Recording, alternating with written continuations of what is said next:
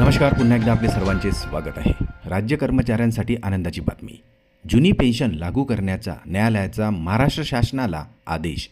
चला पाहूया याविषयी सविस्तर माहिती. त्यापूर्वी आपणास विनंती आहे, चॅनलला जर नवीन असाल तर सबस्क्राईब करायला विसरू नका. नवनवीन अपडेट मिळविण्यासाठी बेल आयकॉनला प्रेस करायलाही विसरू नका आणि अत्यंत आनंदाची बातमी आपल्या सहकारी मित्रांना शेअर करायलाही विसरू नका.